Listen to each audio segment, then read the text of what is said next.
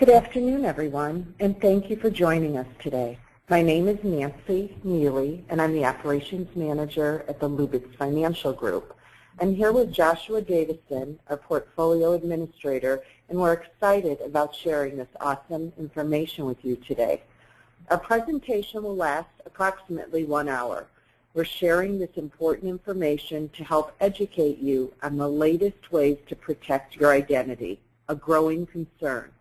Our topic today will be the 10 threats every person and business faces and how to fight them. Included with your email invitation was a reference guide, which we'll use later in this presentation. Please print it out now if you haven't already and have it ready to review shortly. Lost in your email? Take a quick look at our website and you'll find it there. You'll probably want to ask questions throughout the presentation, but we assure you most of them will be answered. If you do still have questions, there will be a quick Q&A at the end of the presentation. This slideshow presentation, as well as the link to the recorded webinar, will be available on our website, which is www.lubitzfinancial.com, a few days after this webinar. Click on the section entitled We're in the News on the left-hand side of our home page. Feel free to take notes as we move through the slides.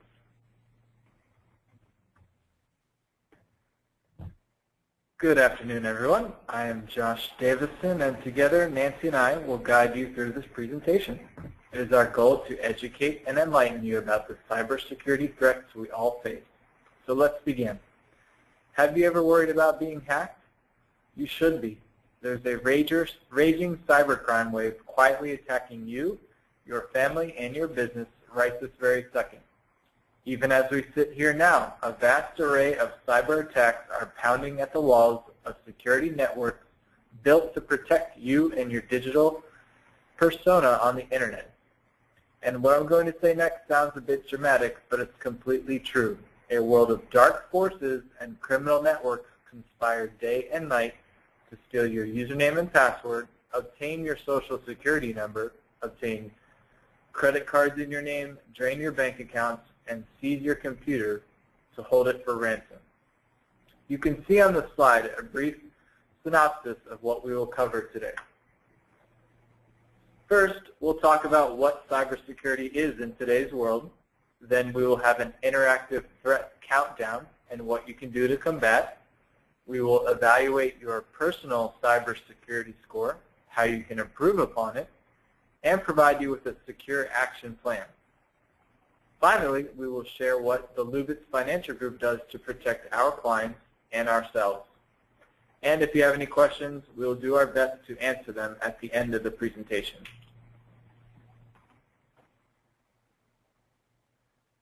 Just consider this. Security experts estimate that upwards of 52 trillion spam emails are sent each year. That's 144 billion per day.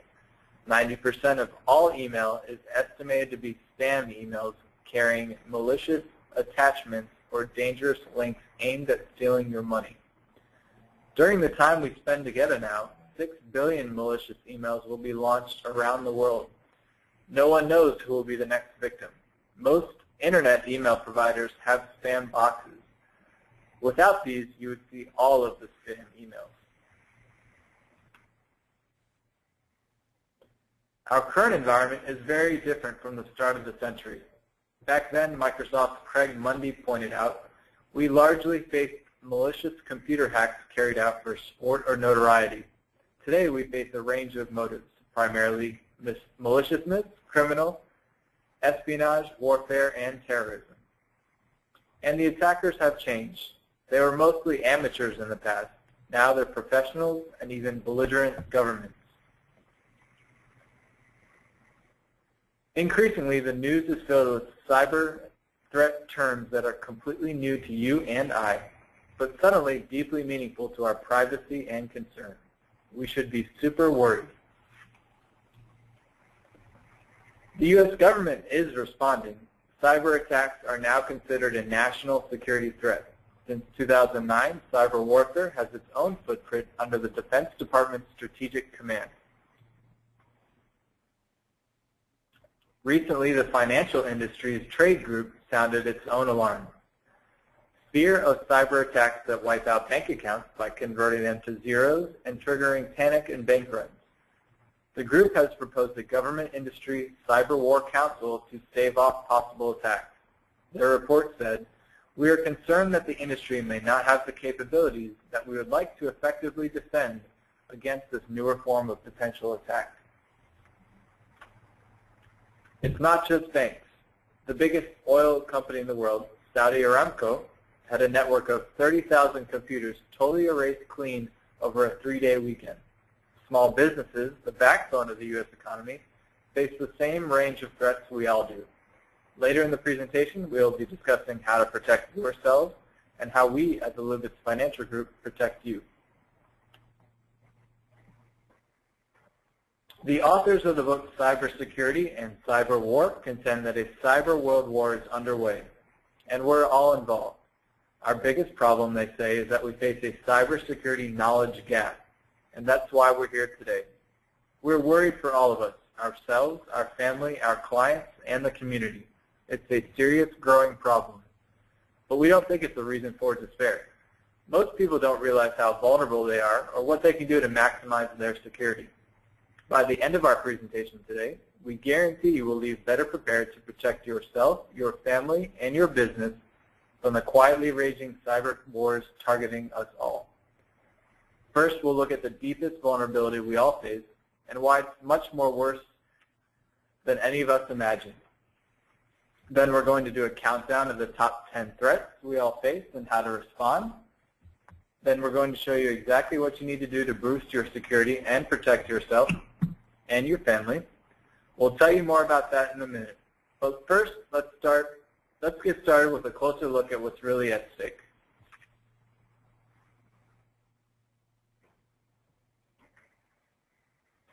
I want to turn our attention to your email because it's critical that we all understand the full extent of our personal vulnerabilities. For the next couple of minutes, we want to walk you through a deeper look at what's at stake when a hacker tricks you into revealing enough of your critical data that they take control of your email account. Let's start by looking at a quote I read recently. It's been said that if you own a person's email, you own the person. This means that once your email is hacked, pretty much your entire digital life is up for grabs.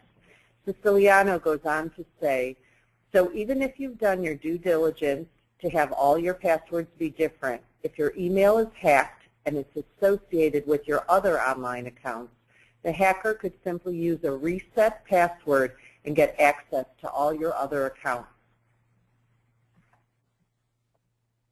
Getting hacked isn't just about money. The violation is much wider. As we've moved from paper to computers to tablets and phones, we've all become digital citizens with vast amounts of our personal lives recorded on the internet. And while we think we're protected by a username and password, once that hacker cracks your credentials, your life is wide open. Let's see what's exposed. Your private life. Obviously, if someone gets in there, they're seeing your correspondence, names, addresses, phone numbers, appointments, emails, even birth dates and passwords, and your photos, your recordings, your videos. That's a lot of personal information once they've gotten control of your email. In addition, the hacker can pry into your online public life. He can see who you're affiliated with, what organizations you're supporting, possibly what donations you've made, petitions you've signed, discussion comments, posts, and the like. An email hack will also give them access to places where you conduct commerce on the web. Remember, with control of your email, they can go to other websites and in many cases reset your username and password, and you'll be locked out of your digital life. So you can see here the types of accounts they can access, a lot of places where you do commerce. And all of those social places are suddenly wide open too, your Facebook account and all the others. You get the idea. Your email account also opens the door to your online financial life, checking and savings, debit, direct deposit, credit card, PayPal, and more. Suddenly, you've allowed hackers to get right up to the front door. I hope you're getting the picture here. It's potentially very bad, and the threats even bleed over into your medical life. People communicate with their doctor by email now, reviewing tests, discussing prescriptions, medications, and treatments. There's even more. Your business life is reflected in your inbox. Your contacts, company documents, meeting notes, client notes, expense reports, salary records, other sensitive files. It's not good. A few more. Your community life is jeopardized too. If you're on the board of a local nonprofit, hackers in your email suddenly can access a range of sensitive documents you see here. Lastly, if you're a technical person, the hackers can get at software keys, file hosting, network info, cloud accounts, and more. It's pretty staggering what's potentially accessible once the hacker takes control of your email. It's a very serious thing. Remember, if a hacker's sending emails from your account, the recipient still thinks it's you. So why worry? And by the way, I know some people feel they needn't worry about this sort of thing because the banks and credit card companies limit your total liability in fraud cases. To that I'd say, number one, it's not always true, especially where the thefts have been recurrent or business related. Number two, do you really want to wake up one morning and find your bank account half drained and believe your personal banker will quickly and easily resolve the problem? And number three, are you ready to suffer the loss of time and the psychological damage associated with having your identity and your money stolen? It seems like yesterday, but my friend has been dealing with identity theft for 2 years now. It started when she submitted her tax return online and got an error message saying it was already submitted. Someone had filed using her stolen Social Security number to attempt to receive a refund. After a long battle with the IRS, it was just resolved a few months ago. So what we are sharing is that it's much easier to be proactive than reactive. And as we've just seen, it's way more than money that's at stake. So we all need to take the issue of cybersecurity more seriously. This is what we need to do, and we're going to show you how.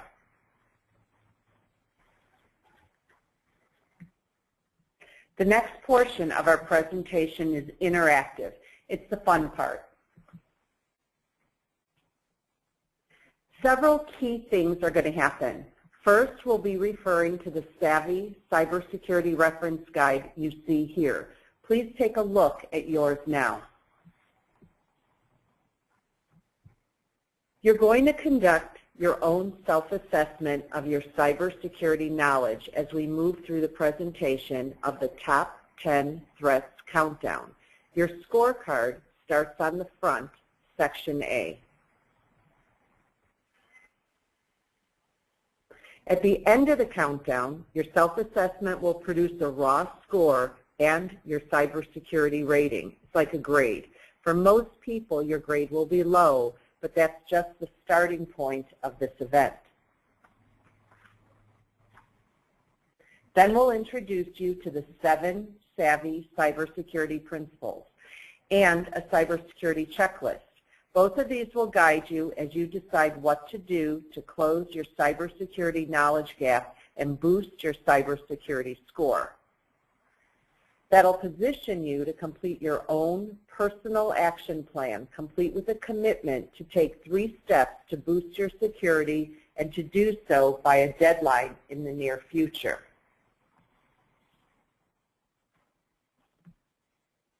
Okay, I promise this will be informative, gratifying, and even fun. So let's begin. Look now in the front of your guide for section A where it says scorecard. That's where we'll be starting. Each scorecard question requires a simple yes or no answer, so just write Y or N in the box on the right as we go along. You can see a list on the screen of the 10 threats we will be covering. Let's get started with your first self-assessment question there titled Credit Reports.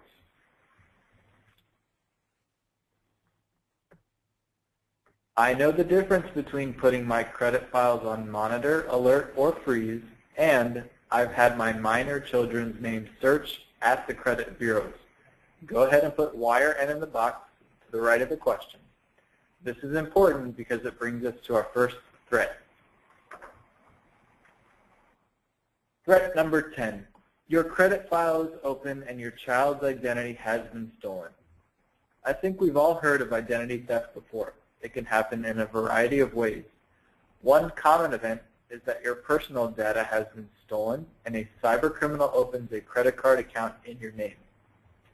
You don't realize this because your credit file is unprotected and unmonitored, which means that new credit cards can be issued in your name to someone impersonating you. And worse, the ID thieves can do the same to your minor children. And many parents never realize it. It's only discovered in adulthood. 500,000 children per year get their identities stolen. Global credit card payment fraud amounted to $11.3 billion in 2012, and the U.S. accounted for nearly half that total. So you can see the seriousness of the problem. So, what should you do? Freeze your credit and check your child's status. You only have one really safe option when it comes to how to handle your credit files at the big three credit bureaus. That's called a credit freeze. The other options, credit monitoring and fraud alert, aren't as secure and can be costly. There are several services, including ones offered by your credit card company, your bank, or private industry. They may seem like they cover all the bases. However, they are not foolproof. With a credit freeze, no new credit can be opened in your name without you lifting the freeze with a PIN issued by each of the credit bureaus. This gives you complete control. The costs vary per state from free to $10 at each bureau, a one-time cost that would total $30, and similar charges to lift the freeze. Fees are waived for proven ID theft victims. For any child, you need to have the credit bureau's databases searched to ensure the child is not already being impersonated. Parents must send a letter including copies of their child's birth certificate listing them as the parent, their driver's license, and proof of address to all three of the credit reporting agencies, and ask for a manual search of their child's social security number. Hopefully, there won't be a file in your child's name. If there is, you can freeze the file and investigate what has happened. You can see here and throughout the presentation, after we give you a response to each threat, we also estimate the amount of time it will take to complete and any associated dollar cost. Okay, now back to the scorecard. Please take a look at the next question titled Social Media. I've reviewed my privacy settings that control who sees and reads what I do on Facebook and other social media sites. Yes or no, just mark your answer in the box and we'll proceed. Threat number 9, your privacy settings on Facebook and other social media are open. Many people have no idea that their social media profiles are open to the public. And with 1 in 6 people on the planet with a Facebook account, that's a lot of openness. If your account is open, this means that anyone can see your posts, your photos, your videos, your likes, and other actions you've taken while on social media. And it means that scammers can scrape or copy your profile, learn more about you, and use that information to perpetrate any variety of scams, frauds, and hacks. Learn your social media privacy settings. Of course, this applies to all social media sites, not just Facebook. By the way, Facebook accounts by default are set that only your friends can see you. But if you opened your account before 2014, you need to go in and check your privacy settings. And you need to keep monitoring your privacy settings. Policies change. Social media sites are required to notify users of any changes to privacy policies. Be aware when you receive these to read and make changes if necessary. As you see here, it won't take you very long to achieve this, and it's worth the effort. Okay, back to the scorecard for the next question labeled computer/laptop. My personal computers have the most updated operating systems, browsers, virus, malware, firewall software, and up-to-date versions of Java, Flash, and Adobe. Yes or no, just mark your answer in the box, and we'll continue our threat countdown. Threat number 8. You're not updating your software on your computers and devices. One amazing aspect of computers is that new features and benefits can be added to them at any time by downloading new or updated software. But if you don't keep your software updated, then you're leaving known security holes on your computer, an easy point of entry for hackers. Many people disregard updating their software. Keep in mind, we are talking about existing software, not installing new software. When installing new software, especially from a website, it is important to read the entire instructions and make sure you are only installing the software, not anything extra like a toolbar, a coupon printer, or a search feature. This is an extremely widespread problem, both for home computers and work computers. The resolution is to always update software. It is often closing security holes. It's kind of like knowing thieves have a key to your front door and you don't care. It's an invitation to the criminal. Same for your computers and devices. Your electronic devices, like your home or car, need maintenance and upkeep. The software that runs the computer, the software that protects you from the viruses and other threats, and the software programs you use, they all need to be updated all the time. If you're on a PC and using Microsoft, I suggest you set your computer to auto-update to get their regular fixes. Apple computers have similar features to automatically update their operating system. Again, you can see here how long we estimate it will take to do this. Once you're updated, it's even easier going forward, but you must do it. Okay, now back to the scorecard for the next question labeled Business ID Theft. My employer trains its staff on business and personal cybersecurity measures. Yes or no, just mark your answer in the box. Threat number 7. Thieves impersonate your company, steal money, and defraud customers. Most people don't know there's something called business or corporate identity theft. Yet Symantec reports that 1 in 5 businesses will suffer from business ID theft. This can include organizations that perhaps you volunteer with or are philanthropically involved. There are at least 2 ways companies and/or organizations are being hurt. The first is impersonation. Fraudsters will act like employees of your company and trick your customers out of their personal data. Social security numbers, credit card numbers, account numbers, and passwords. The other approach is called hijacking.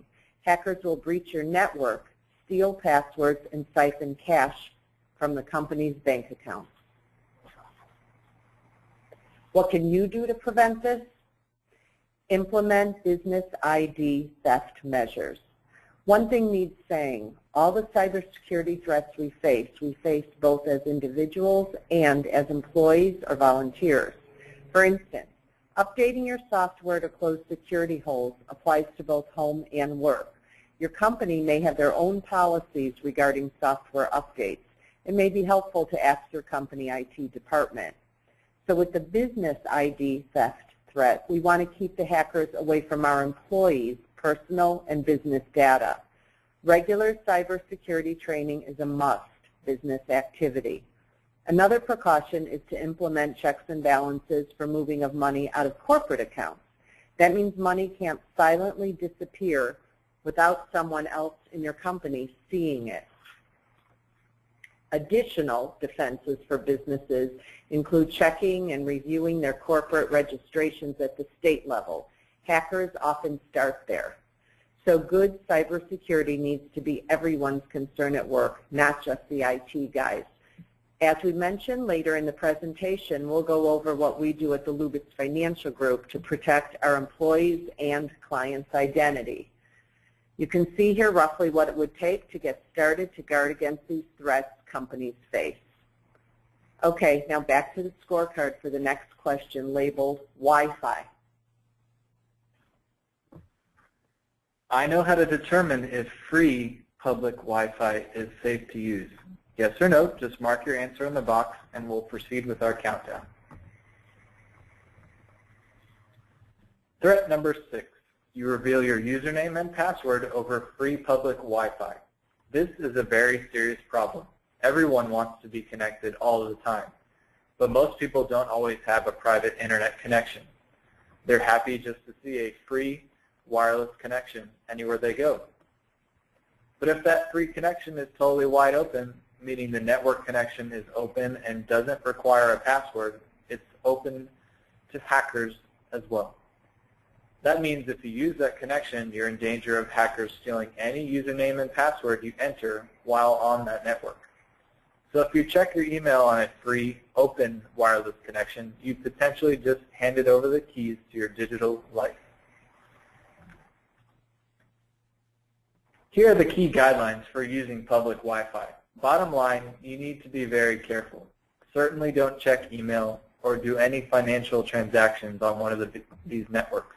And always remember to log off any site. Don't just close the browser because your connection could still be open and accessible to hackers. Log off, then close the browser. Example, if you are at Starbucks and you search for a Wi-Fi signal, make sure you connect to one that requires a password. Most businesses nowadays have this option available. A safe wireless tip is to keep your home Wi-Fi network secure as well. Please, this is imperative that you have to make sure your own home or business Wi-Fi network is secure. It should have its own username and password, not the factory settings that came with the router. And the router's encryption should be set to WPA2 or WPA. But don't put it on WEP, which is not considered secure. You can see here our estimated time needed to boost your cybersecurity in this realm. Okay, now back to the scorecard for the next question labeled hacked devices. My smartphone and/or tablet has a security passcode. Yes or no, just mark your answer in the box and we'll proceed to threat countdown number 5. Threat number 5, your smartphone or tablet is open to hackers and thieves. This is a very big and growing problem. Smartphones and tablets are easy marks for thieves. 3.1 million were stolen in the U.S. alone in 2013. People are often very casual about how, when, and where they use them. They're likely to have sensitive personal and work data on them, including access to banking, credit, and bill-paying apps.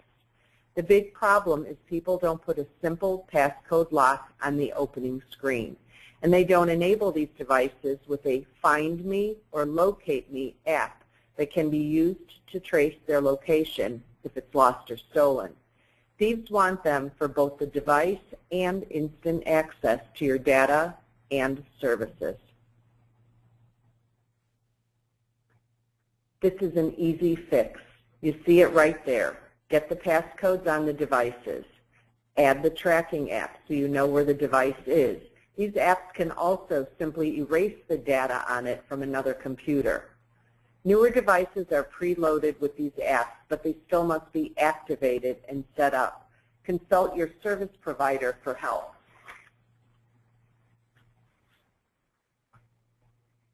Adding these protections to your devices really takes very little effort, and the payoff is big.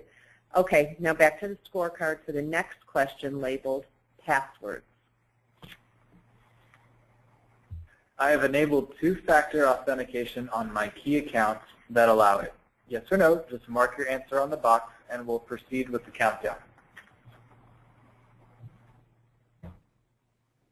Threat number 4, your passwords are weak and easily hacked. Many passwords we use are child's play for hackers. Computer power gets stronger with each passing year. That means the bad guys can figure out your password in no time flat. How long does it take for a computer to crack 1,000 weak passwords? Just 17 minutes. One reason for this is that people choose passwords that have less than 6 characters, or they use names, dictionary words, or other common passwords like password or 1, 2, 3, 4, 5, 6. This is absolutely crazy. To stick with our home security analogy, this is like locking your door at night with Scotch tape. You'd never do that, right? Here are the guidelines for making your password stronger. Two-factor authentication is a growing trend. With this approach, when you start to log into an account online, you're sent a short-lived one-time passcode as a text message to your phone or email account. You must use that code to finish logging in.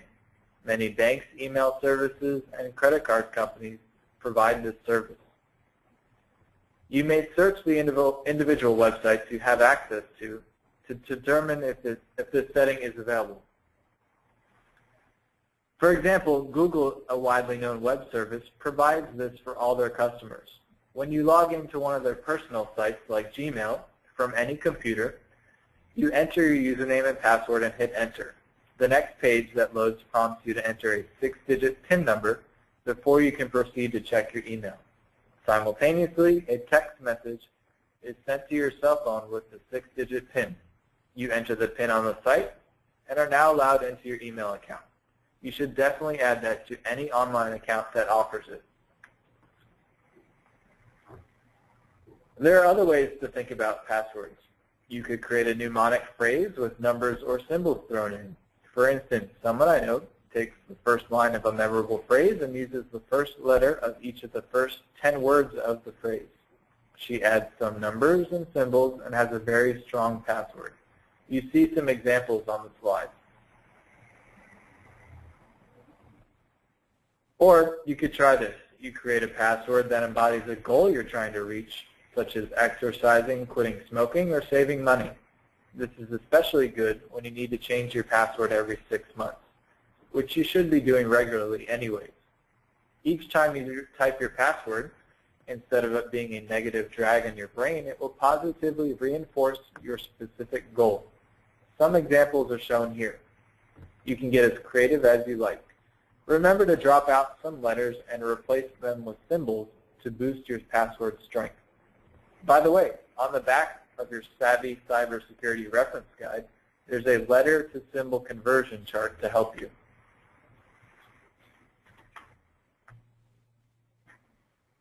Also, I know some of you are wondering if an online password manager is a good option. It could be. They will create and store strong passwords for about $10 to $30 a year when you put it on all of your devices. They can be difficult to install, but pretty easy to use once they're running. However, if you do so, it is imperative you have all the security measures we'll be discussing today in place before you add a password manager.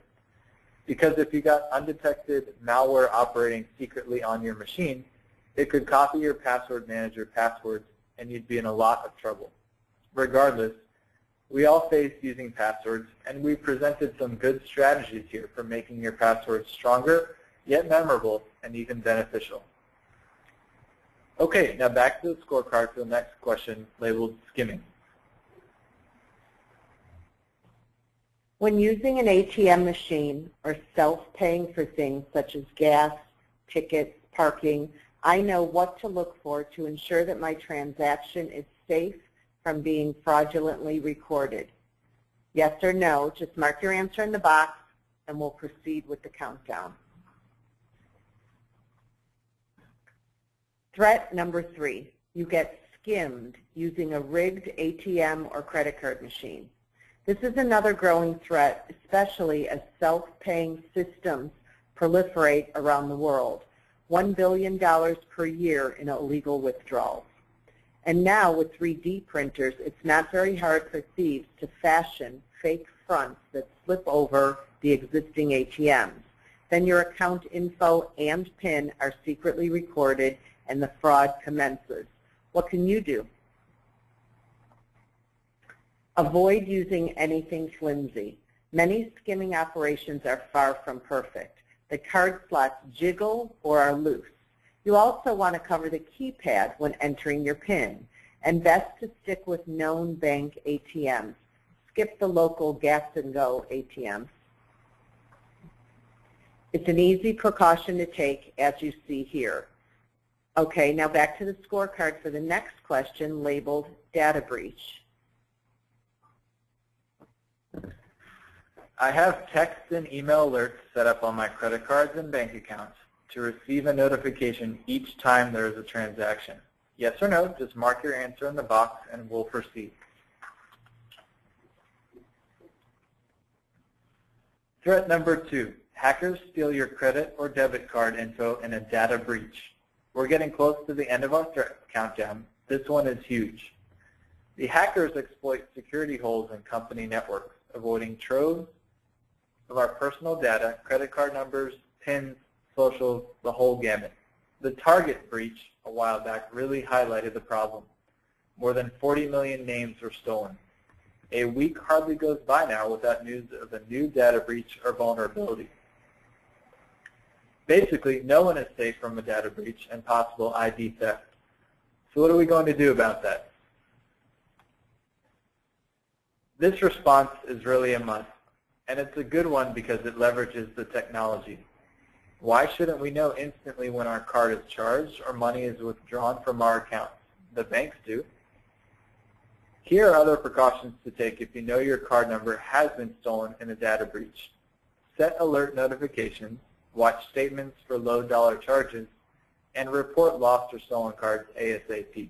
Your potential liability rises with each day.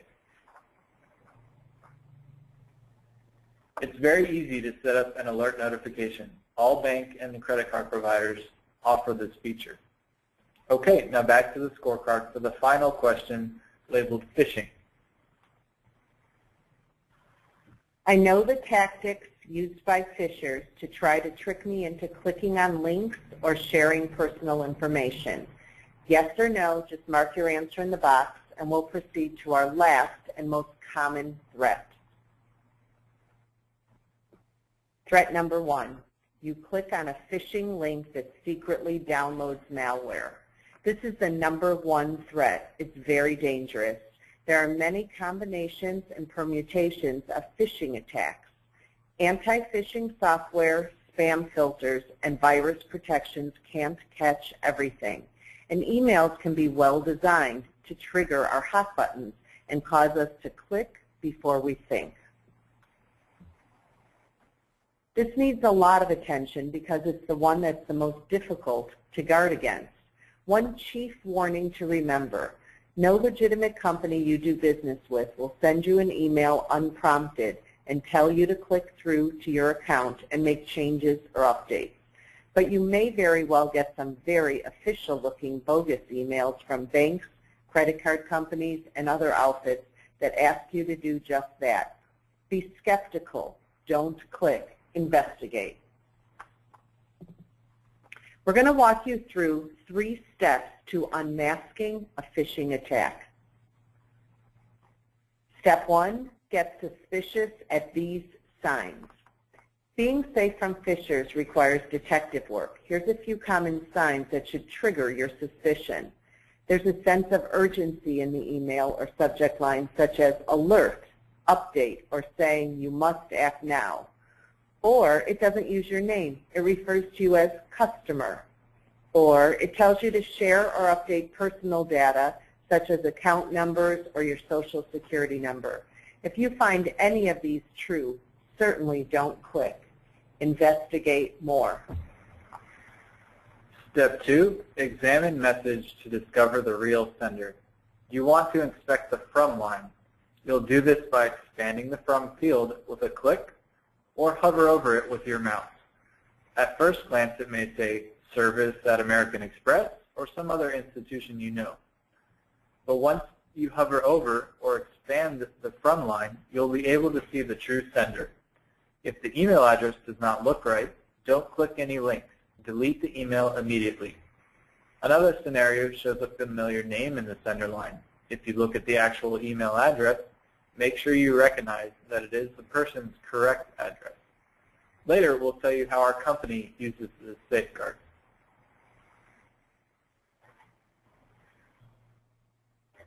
Inspect links closely. This is step number 3. If you're still uncertain, you'll want to check the links contained in the email.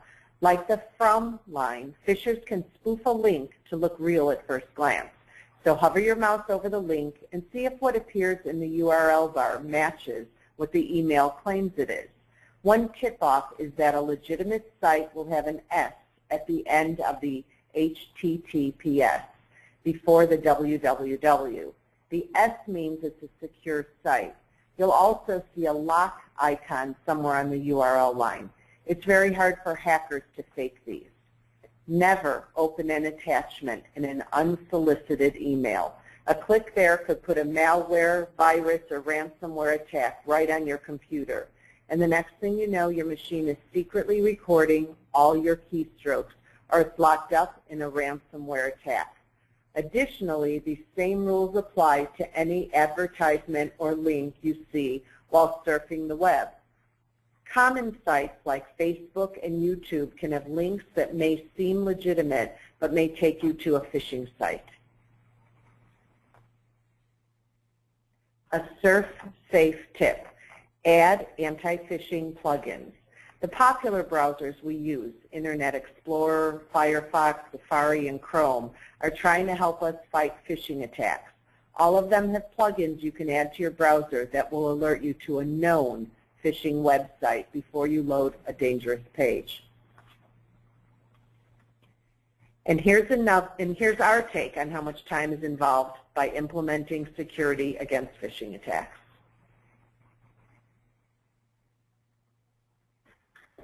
Okay, the threat countdown is completed.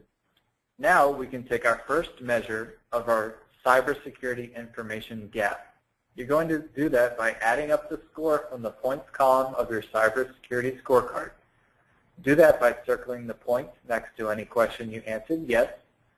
So everyone, go ahead and take a moment now to do your addition. We'll pause for a few seconds.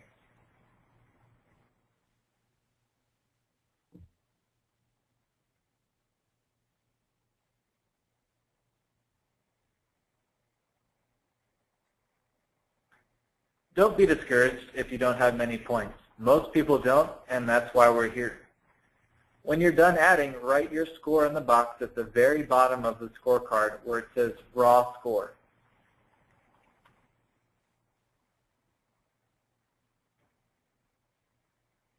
After you've tallied your score, go to section B called rating.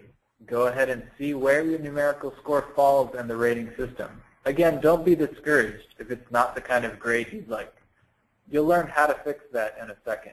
Remember, we started off this presentation showing you our intention to move you safely from a low cybersecurity score to a higher one. Before we take action, there's one more simple rule to follow. Email, E-M-A-I-L, stands for Examine Message and Inspect Links. We want to plant this easy-to-remember acronym in your head because you never know when a sly phishing attack will slip through your defenses. Think of it every time you view a message. It's easy to remember and easy to implement. It can save you time, money, and aggravation. Okay, now we're ready for action. We've learned a lot so far, but the critical part is understanding how and what you'll do to boost your safety so you and your family will have the strongest security measures in place.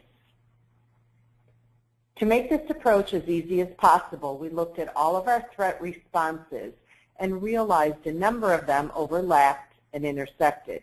Many support and complement others, but they're all important by themselves too.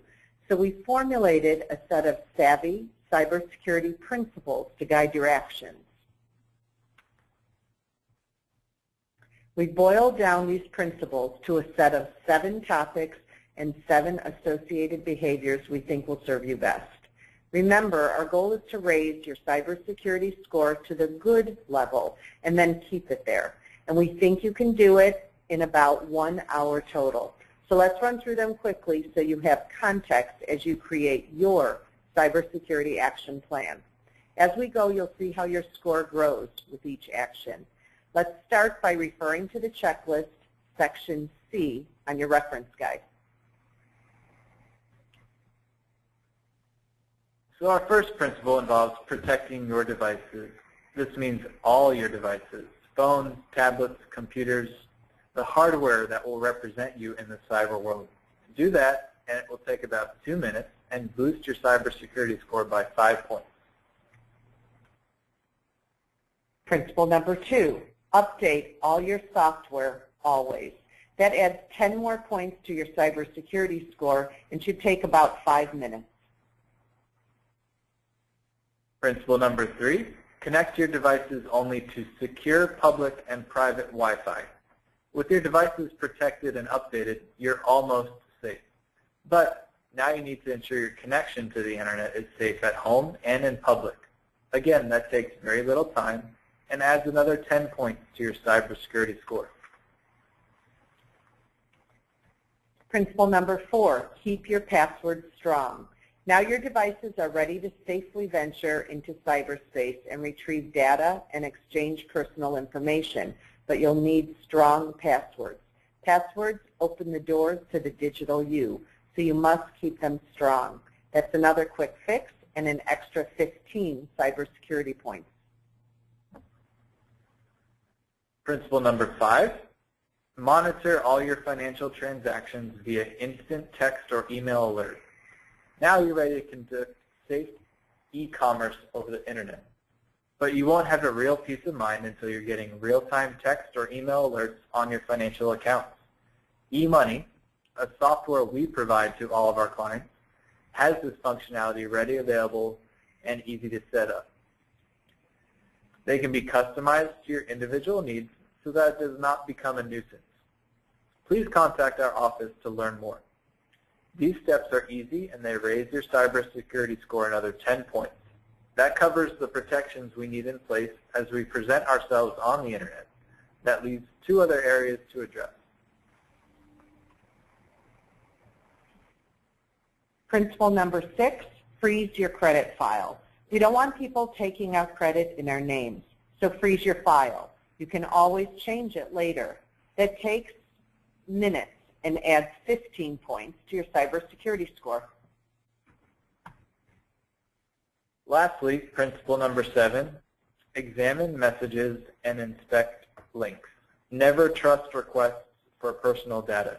Our final principle, as you can probably guess, involves phishing. We've spent a lot of time on it. I think you know what to do. Email your email, examine message, and inspect links.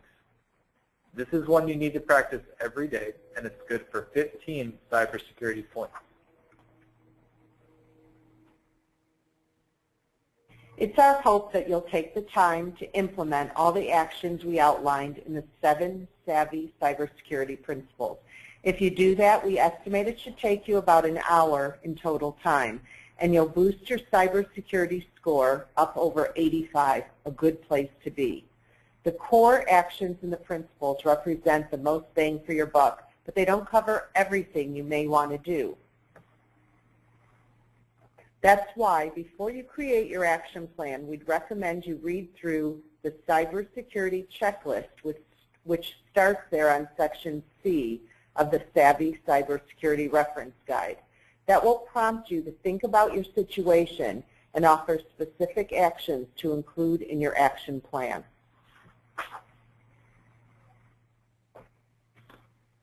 The next part is up to you, and we're trying to make it as easy as possible for you to start taking action now. We're going to be silent for a couple of moments while you review the checklist in section C, and then add 3 items to your action plan in section D on page 2 of your reference guide. Be sure to add a date and sign it so you've got a built-in commitment to take steps to boost your cybersecurity. Just go ahead and complete your action plan now so you can implement it immediately. We'll pause briefly.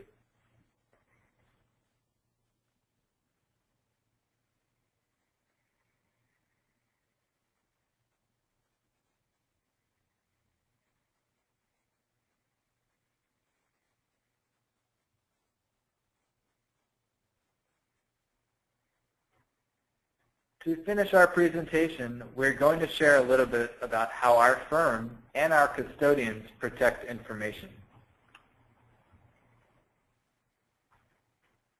Here at the Lubitz Financial Group, we constantly and continually monitor changes with technology and get regular updates on global cybersecurity attacks or threats. I'd like to share some of the ways we protect your information and secure our company's access. We have a secure office location. Our office is locked when we're not here. An access card is needed to enter our office building and our parking garage outside of building hours. As far as electronic security, our computers lock when they're not in use for a designated time period. Our software updates are done regularly. Each workstation requires a password, which they are changed systematically. New software downloads require approval. Our mobile devices are password protected. We periodically test our network, and we have a written data breach response plan. Additionally, we maintain and enforce an information security policy. All our third-party providers sign confidentiality agreements. Wire requests must be verified with our clients verbally. Computer updates and data backups are done daily. Our client database system matches incoming emails to identify discrepancies. This is actually what we talked about earlier. When an email comes in, our system determines if it matches the email in our database. Additionally, all account transactions are reviewed daily. As I said, we're continually reviewing new and safer technology. There are more secure and paperless initiatives coming out in 2015, including e-signature, online document vault, and email encryption. Here, I'll briefly share how our primary custodian, Charles Schwab, protects your information. We do work with other custodians, and each of them have their own security measures. Please visit their own websites to learn about the way they protect your information. At Charles Schwab, each of our employees require a rolling code, which is a PIN that resets every 30 seconds on a registered device in order to log in to Schwab's website. All communication with Schwab's service team are via a secure email encryption. Schwab will cover 100% of losses due to any unauthorized activity on your account. Our firm is alerted for all account activity performed on a daily basis, such as email changes, bank link setups, and trades. They are proactive, not reactive, about new web access credentials and irregular wire requests. All account forms and documents are sent by a secure portal, which is an encrypted email system, to Schwab for processing. Address changes require a client signature or verbal notification from the client in order to protect statements from being sent to a third party. And these are just a few of the ways that your data is protected. If you do feel there has been suspicious activity on your account, please report the information to Schwab at the number listed on the screen. Please also notify our office immediately so that we may assist you. We thank you. You now have the core knowledge to savvy cybersecurity. We hope you found our presentation to be helpful and informative in terms of your thinking and commitment to cybersecurity. It's totally doable to be safer and more alert on the Internet, and it takes just 1 hour to get started. Thank you for listening. If you do have any questions, please locate the toolbar on the upper right-hand corner of your screen. We have provided a photo on the screen now. You will see a section labeled Questions. Hit the plus sign if it does not look like the screenshot shown. You may ask a question in one of two ways, either by raising your hand and we'll unmute your line, or enter your question into the text box and hit Send. We'll try to answer all your questions, and when time runs out, we'll be happy to respond via email after the webinar is over. I see we have one question. what are the 3 credit bureaus and where can I find their information? If you look on the back of your Savvy Cybersecurity Reference Guide, you'll see the name of the 3 credit bureaus, which is Experian, Equifax, and TransUnion, and the phone numbers needed to contact them. Looks like that's all the questions we have here today. Thank you for attending. If we were unable to get to any question you have, or you think of one after the webinar, you may contact myself, Joshua Davison, at joshua.d@lubitzfinancial.com, or Nancy Mele at nancym@lubitzfinancial.com. Thank you, and this concludes our webinar.